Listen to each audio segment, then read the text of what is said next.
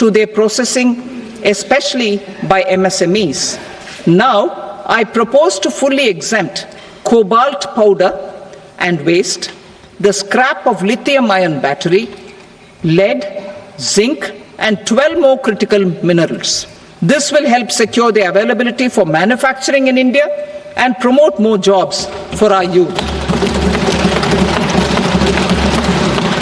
To promote domestic production of technical textile products such as agro-textiles, medical textiles, and geotextiles at competitive prices, I propose to add 2 more types of shuttle-less looms to the list of fully exempted textile machinery. I also propose to revise the BCD rate on knitted fabrics covered by 9 tariff lines from 10 or 20 to 20% or 115 rupees per kg, whichever is higher. Electronic goods. In line with our Make in India policy and to rectify inverted duty structure, I propose to increase the BCD on interactive flat panel display from 10% to 20% and reduce the BCD to 5% on open cell and other components. In 23-24 budget, for the manufacture of open cells of LCD, LED TVs, I had reduced the BCD on parts of open cells from 5% to 2.5%. To further boost the manufacture of such open cells, the BCD on these parts will now stand exempted. Lithium-ion battery. To the list of exempted capital goods, I propose to add 35 additional capital goods for EV battery manufacturing and 28 additional capital goods for mobile phone battery manufacturing. This will boost domestic manufacture of lithium-ion batteries, both for mobile phones and for electric vehicles. Shipping sector.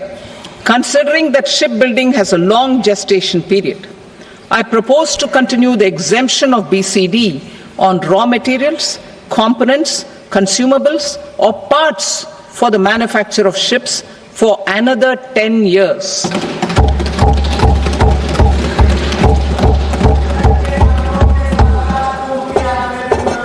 I also propose the same dispensation for shipbreaking to make it more competitive.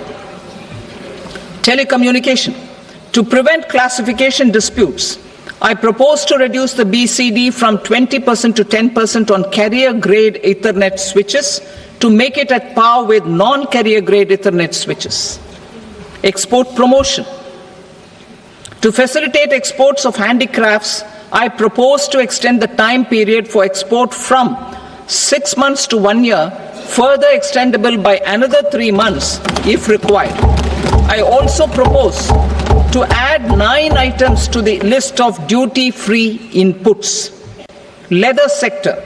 I propose to fully exempt BCD on wet blue leather to facilitate imports for domestic value addition and employment. I also propose to exempt crust leather from 20% export duty to facilitate exports by small tanners. Marine products. To enhance India's competitiveness in the global seafood market, I propose to reduce BCD from 30% to 5% on frozen fish paste, surimi, for manufacture and export of its analog products. I also propose to reduce BCD from 15% to 5% on fish hydrolysates for manufacture of fish and shrimp feed. In July 2024 budget, to promote development of domestic MROs for aircraft and ships, I had extended the time limit for export of foreign origin goods that were imported for repairs from 6 months to 1 year and further extendable by 1 year. I now propose to extend the same dispensation for railway goods. Time limit for provisional assessment. Presently, the Customs Act 1962 does not provide any time limit to finalize provisional assessments, leading to uncertainty and cost to trade. As a measure of promoting ease of doing business, I propose to fix a time limit of 2 years, extendable by a year, for finalizing the provisional assessment. I propose to introduce a new provision that will enable importers or exporters, after clearance of goods, to voluntarily declare material facts and pay duty with interest but without penalty. This will incentivize voluntary compliance. However, this will not apply in cases where department has already initiated audit or investigation proceedings. For industry to better plan their imports, I propose to extend the time limit for the end use of imported inputs in the relevant rules from 6 months to 1 year. This will provide operational flexibility in view of cost and uncertainty of supply. Further, such importers will now have to file only quarterly statements instead of a monthly statement.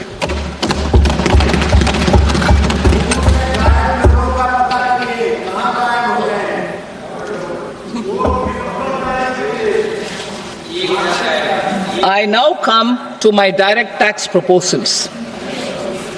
In Part A, I have briefly underlined taxation reforms as one of key reforms to realize our vision of Vikasit Bharat. In respect of criminal law, our government had earlier ushered in Bharatiya Nyaya Sanhita, replacing Bharatiya Danda Sanhita. I am happy to inform this august House and the country that for new income tax bill will carry forward the same spirit of Nyaya in its drafting as well. The new bill will be clear and direct in text, with close to half of the present law in terms of both chapters and words.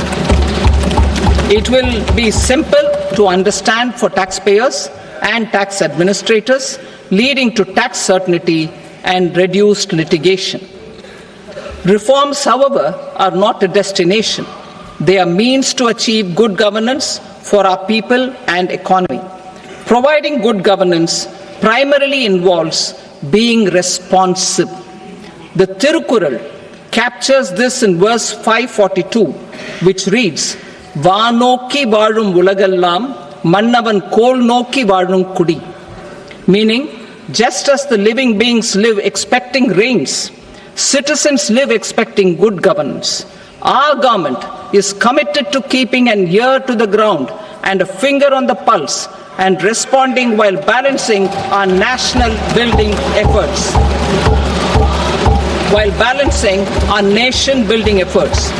The following measures will detail just how our government will, under the guidance of PM Modi, has taken steps to understand and address. I repeat that sentence, sir.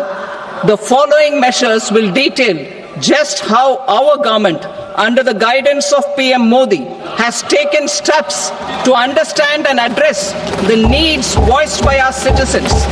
My tax proposals are guided by this spirit. The objectives of my proposals are as follows. Personal income tax reforms with special focus on middle class. Rationalization of TDS and TCS for easing difficulties. Encouraging voluntary compliance. Reducing compliance burden. Ease of doing business. Employment and investment. I will come to my proposal on personal income tax towards the end. TDS and TCS, rationalization for easing difficulties. I propose to rationalize tax deduction at source, TDS, by reducing the number of rates and thresholds above which TDS is deducted. Further, threshold amounts for tax deduction will be increased for better clarity and uniformity. The